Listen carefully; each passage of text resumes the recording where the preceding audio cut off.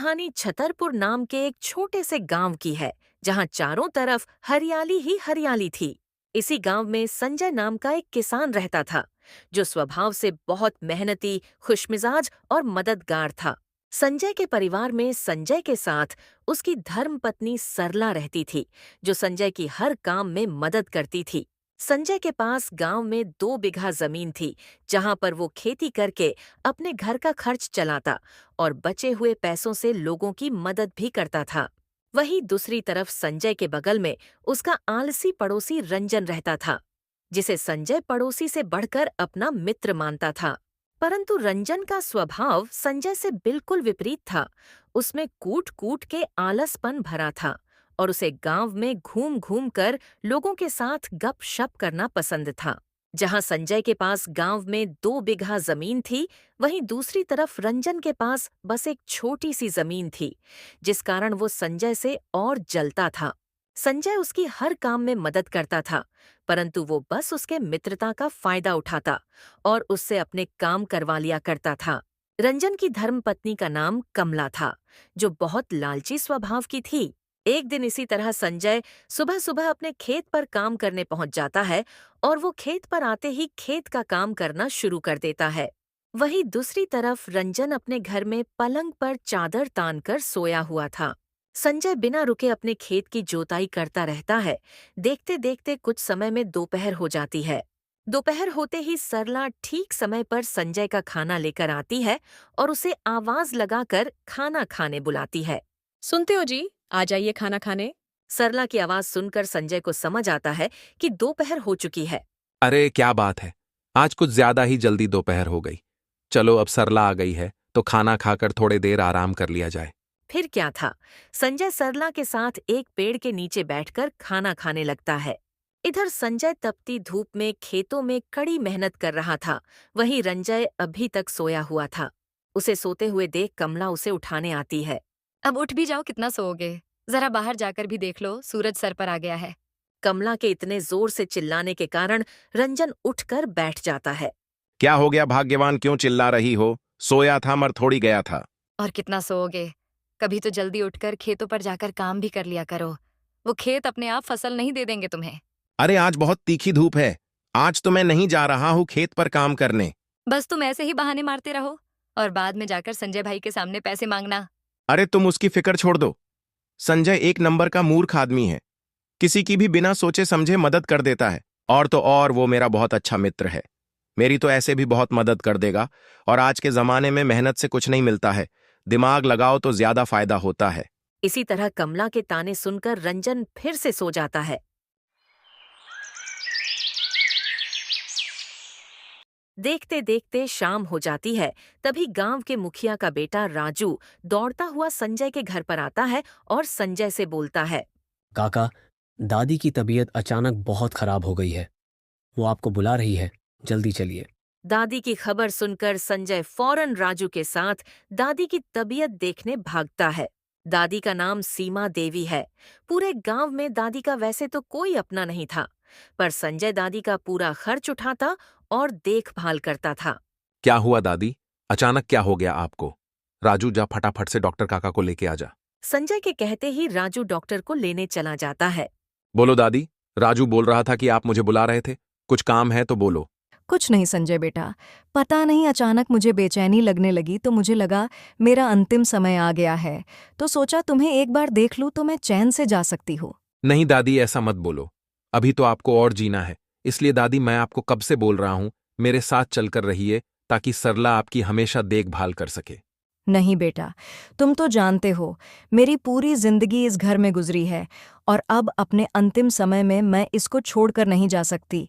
इसलिए मैं चाहती हूँ कि मेरे जिंदगी की आखिर सांस इसी घर में निकले। दादी की ऐसी बातें सुनकर संजय बहुत भावुक हो जाता है।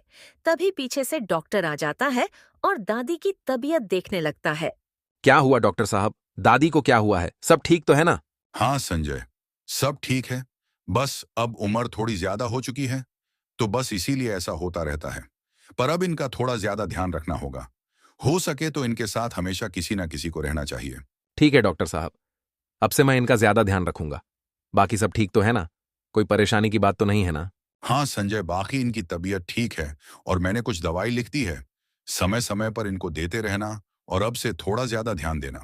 डॉक्टर दादी की तबीयत देखने के बाद वहां से चला जाता है। सुना ना दादी, डॉक्टर साहब ने बोला कि अब से आपकी ज्यादा देखभाल करनी होगी और वो सिर्फ आपके पास रहकर ही हो सकेगा। हाँ बेटा, पर मुझे अब ठीक लग रहा है।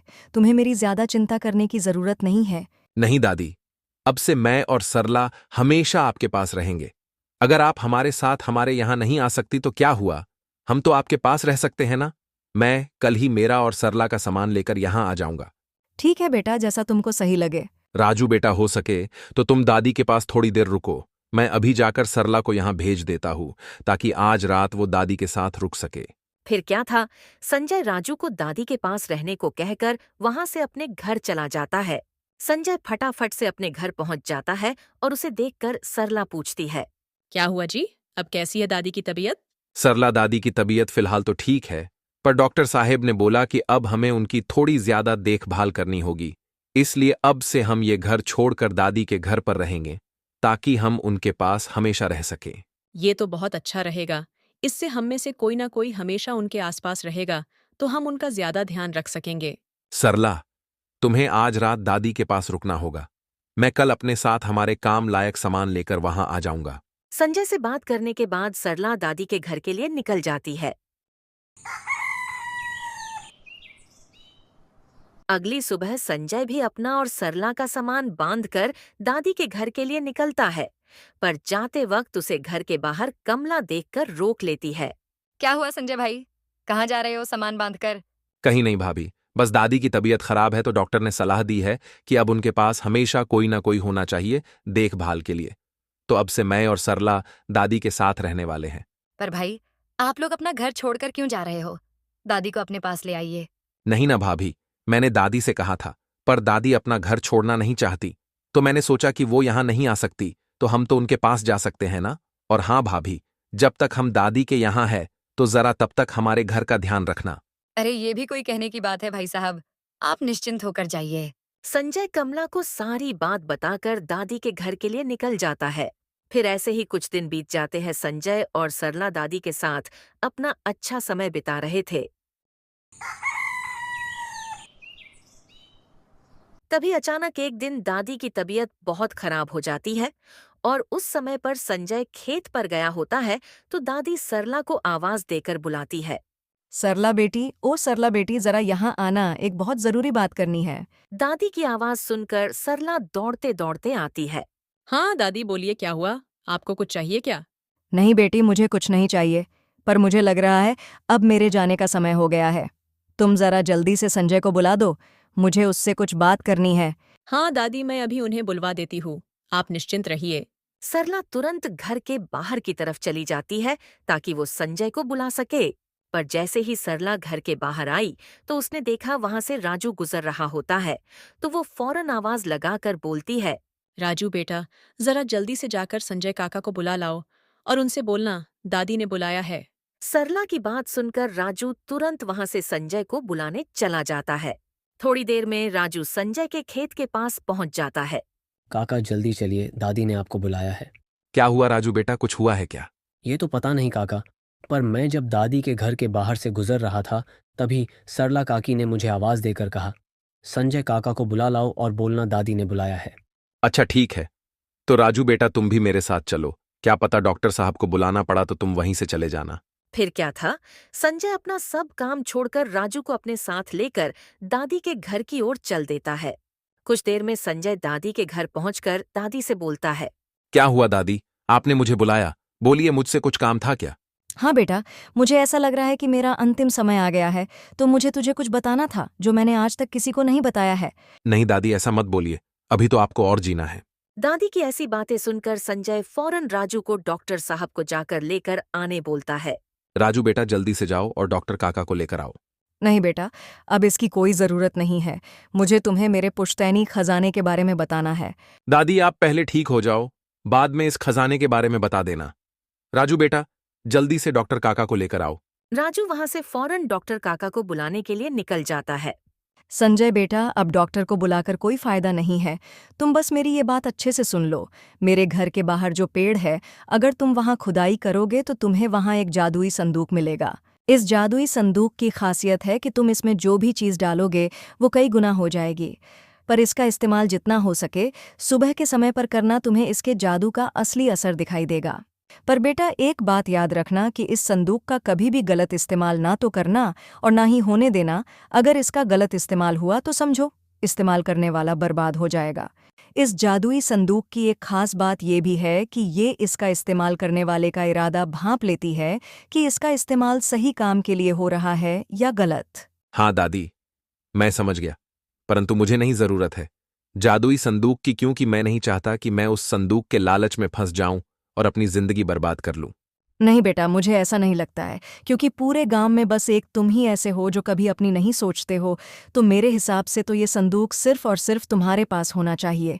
पर दादी, कहीं मैं इस जादुई संदूक के लालच में आकर कुछ गलत कर बैठा तो तुम इस संदूक को अभी मत निकालो। तुम्हें जब सही लगे कि उसकी ज़रूरत है तो तुम उस वक्त इसे निकालकर इसका इस्तेमाल भलाई के लिए कर लेना।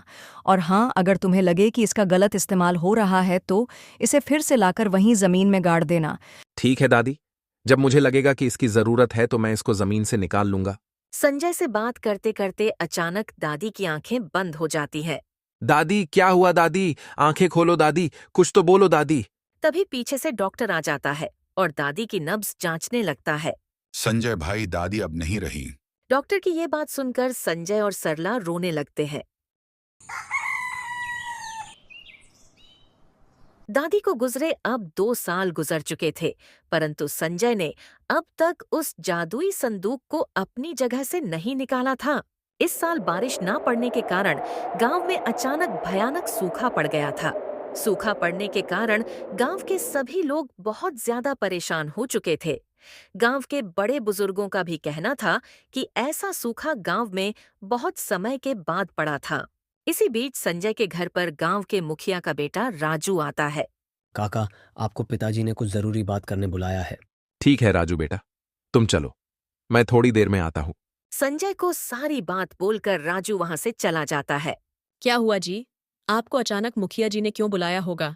पता नहीं, पर शायद गांव में आए इस भयानक सूखे के बारे में चर्चा करने बुलाया होगा। तो आप इसके लिए क्या कर पाओगे? ये आपके हाथ में थोड़ी न है। हाँ, पर पहले जाकर देखकर तो आता हूँ कि सच में इसी विषय पर बात करनी या कोई और बात करनी है। ठीक है, जैसा आपको ठीक लगे। पर आप खाना वगैरह खाकर जाना, क्या पता कितने देर तक आप लोगों की बात चले। फिर क्या था, संजय खाना वगैरह खाकर गांव के मुखिया के घर पर पहुंच जाता है। काका, आपने मुझे बुलाया था, बोलिए, कोई जरूरी बात करनी है क्या? संजय, गांव पर आई इस विपदा से तुम भली भांति परिचित हो। पानी की कमी और सूखे के कारण गांव के लोगों का जीवन दूभर हो गया है। हमें कुछ ऐसा करना होगा जिससे गांव की मदद हो सके। मुखिया जी, आपकी बात बिल्कुल सही है। हमें जल्द से जल्द कोई समाधान निकालना होगा, परंतु सोचने की बात यह है कि हमारे पास संसाधन सीमित हैं। यही तो समस्या है संजय। गांव के बुजुर्गों का कहना है कि हमारे पूर्वजों के पास कुछ विशेष साधन थे जिनकी मदद से उन्होंने ऐसी परिस्थितियों से निपटा था। मैंने सोचा गांव के सभी लोगों से बातचीत करके देखता हूं, शायद कोई किसी तरह से मदद कर दे। मुखिया जी, मैं जल्द से जल्द इस बारे में कुछ सोचकर आपको बताऊंगा। फिर क्या था, संजय मुखिया के घर से अपने घर के लिए निकल जाता है। घर आते ही सरला उससे मुखिया के घर पर हुई बातचीत के बारे में पूछती है।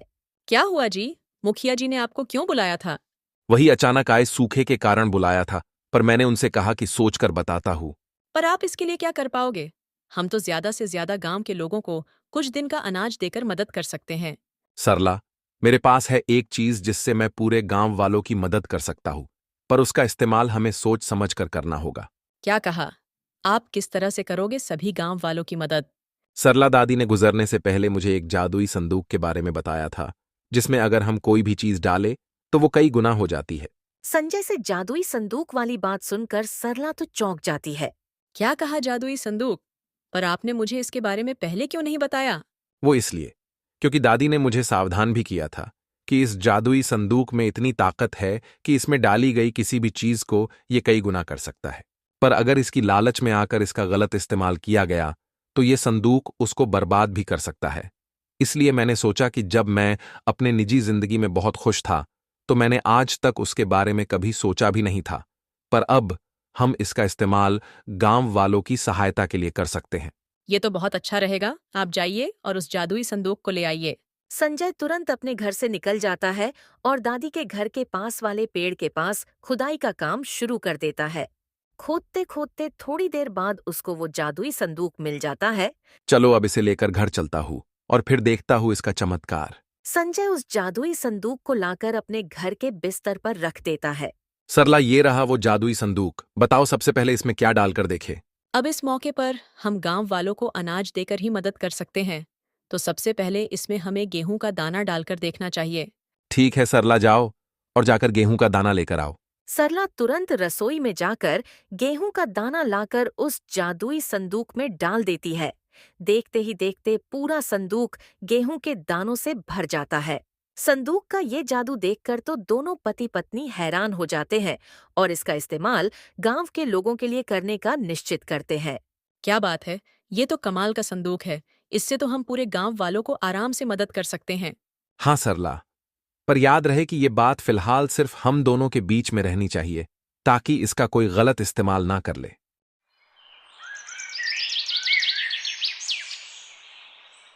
देखते देखते शाम हो जाती है और दोनों पति पत्नी जादुई संदूक से बहुत सारे अनाज की बोरियां भरकर तैयार कर लेते हैं।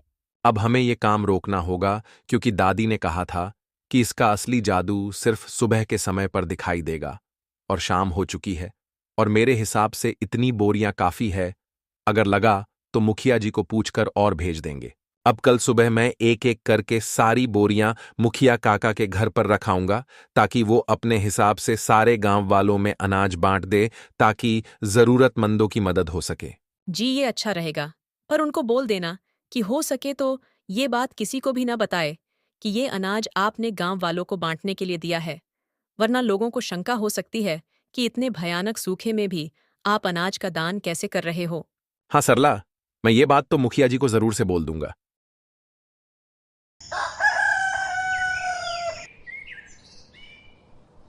अगली सुबह जब संजय अनाज की बोरी लेकर मुखिया काका के घर के लिए निकलता है, उसी वक्त कमला उसे देख लेती है और पूछती है।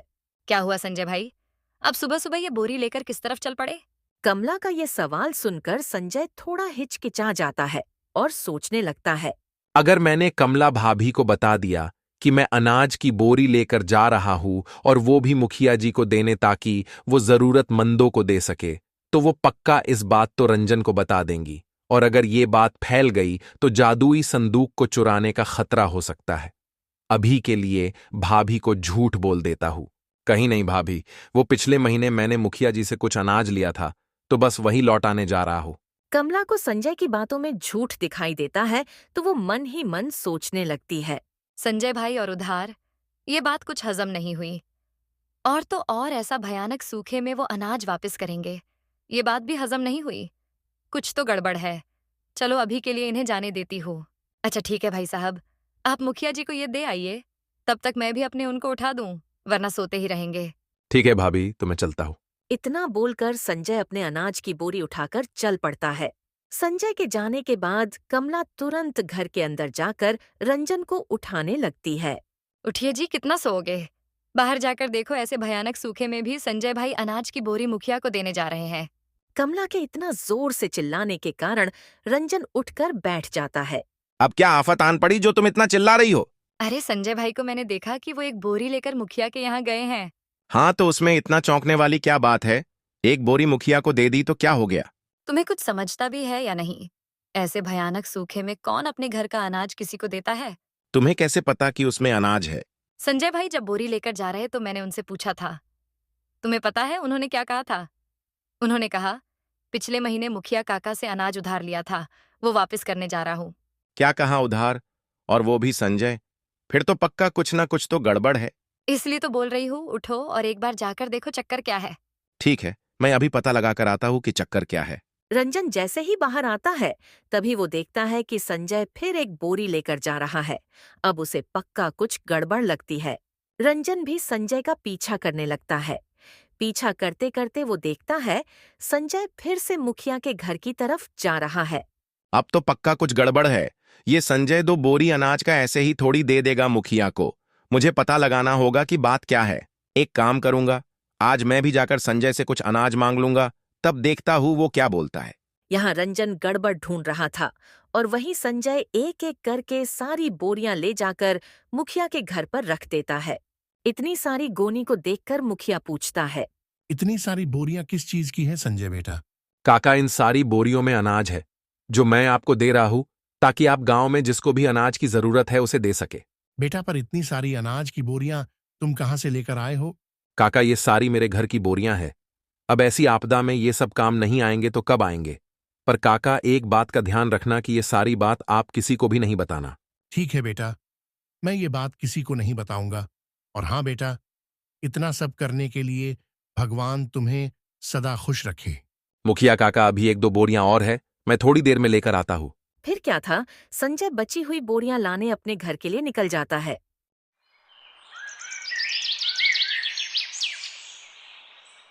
उसी शाम रंजन संजय के घर पहुंच जाता है और रंजन को अचानक देखकर संजय बोलता है। अरे रंजन भाई, इतनी रात गए, क्या हुआ? कोई बात है क्या? हाँ भाई, एक छोटी सी मदद की जरूरत थी तुम्हारी, इसीलिए चला आया। हाँ बोलो ना भाई, मैं क्या मदद कर सकता हूं तुम्हारी? भाई, वो मेरे घर का राशन खत्म हो गया था और फिलहाल मेरे पास पैसे भी नहीं है कि मैं दुकान से ले आऊं, तो सोचा तुमसे थोड़ा ले लेता हूं। जैसे ही मेरे पास आएंगे मैं तुम्हें वापस कर दूंगा। बस इतनी सी बात। बोलो भाई, कितना चाहिए और क्या चाहिए, मैं तुम्हें लाकर दे दूंगा। रंजन तो संजय की बात सुनकर चौंक जाता है और सोचने लगता है। कितना और क्या? बोल तो ऐसे रहा है जैसे मैं जो बोलूंगा दे देगा।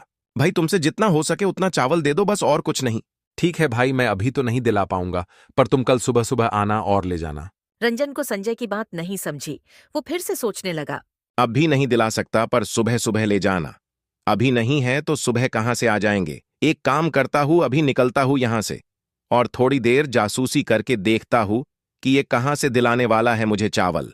फिर क्या था, रंजन वहां से चला जाता है और खिड़की के बाहर से संजय के घर के अंदर नजर रखने लगता है। वहीं दोनों पति पत्नी आपस में बात करने लगते हैं। सरला, 1 बोरी चावल की हमें और बनानी होगी रंजन भाई के लिए। वो थोड़ी देर पहले आया था, मैंने उसे बोल दिया कि कल सुबह आकर ले जाना। ठीक है जी, अभी तो हम जादुई संदूक का इस्तेमाल नहीं कर सकते, पर कल सुबह सुबह सूरज के उगने के बाद हम जादुई संदूक से रंजन भाई साहब के लिए भी 1 बोरी चावल की बना देंगे। खिड़की के बाहर खड़े रंजन ने सरला की बात सुन ली थी और फिर वो सोचने लगता है। अच्छा, तो इन लोगों के हाथ जादुई संदूक लगा है, तभी इतने भारी सूखे में भी अनाज बांटा जा रहा है। रुको, आज ही रात को इसे चुरा लेता हूँ। फिर क्या था, जैसे ही संजय और सरला सो जाते हैं तो उनके घर में रंजन धीरे से घुस आता है और जादुई संदूक को ढूंढने लगता है। रंजन को वो जादुई संदूक संजय के अंदर वाले कमरे में मिल जाता है, जिसे लेकर वो सीधे अपने घर के लिए निकल जाता है। अभी तक कमला को इस संदूक की सच्चाई पता नहीं थी, इसलिए कमला रंजन पर भड़की हुई थी। वो जब घर उस जादुई संदूक को लेकर आया, तब कमला ने उससे पूछा। मतलब तुम इस संदूक के चक्कर में संजय भाई के घर पर इतनी रात को गए थे? सरला, ये कोई मामूली संदूक नहीं है, ये जादुई संदूक है। तुम जो बोल रही थी ना, संजय मुखिया को इतने भयानक सूखे में भी अनाज देने जा रहा था, वो सब इसका कमाल है। और संजय ने एक नहीं, कम से कम 10 बोरी अनाज मुखिया के घर पर पहुंचाया है, वो भी इसी संदूक की मदद से। मैं कुछ समझी नहीं, जरा ठीक से बताओ। मैं तुम्हें बताऊंगा नहीं, दिखाऊंगा, पर अभी नहीं, सुबह। मैंने सरला भाभी के मुंह से सुना कि ये सिर्फ दिन के समय पर काम करता है, तो कल सुबह सूरज उगने के बाद मैं तुम्हें इसका जादू दिखाऊंगा।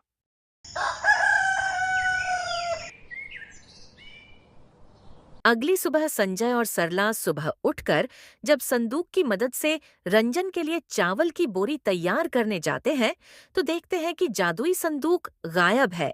ये देखकर दोनों परेशान हो जाते हैं। ये क्या हो गया? कल रात तक तो संदूक यही था।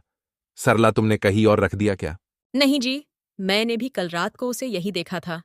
मुझे लगता है किसी को जादुई संदूक के बारे में पता चल गया और उसने उसे चुरा लिया। ये तो अनर्थ हो गया सरला। अगर किसी ने उसका गलत इस्तेमाल कर लिया तो उस व्यक्ति पर बहुत बड़ी मुसीबत आ सकती है। हमें पता लगाना होगा कि ये किसने किया और संदूक को वापस जमीन में दबा देना होगा। यहाँ संजय और सरला परेशान थे और वहीं रंजन कमला को जादुई संदूक का जादू दिखाने वाला था। कमला, मुझे पता है कि वो लोग इस जादुई संदूक में अनाज डालते होंगे तो वो कई गुना बढ़ जाता होगा। तुम एक काम करो, मुझे 10 की नोट ला कर दो। मैं उसे डालकर देखता हूं क्या होता है। फिर क्या था, रंजन उस संदूक में 10 का नोट डाल देता है। कमला, अब देखो जादुई संदूक का जादू। थोड़ी ही देर में संदूक 10 के नोट से भर जाता है, जिसे देखकर दोनों पति पत्नी बहुत खुश होते हैं। क्या बात है, अब तो हम अमीर हो गए। अब पूरा गांव हमसे जलेगा। हाँ कमला, हाँ, अब तो मुझे काम भी नहीं करना पड़ेगा। बस रोज इसमें एक नोट डालो और बहुत सारे नोट निकालो।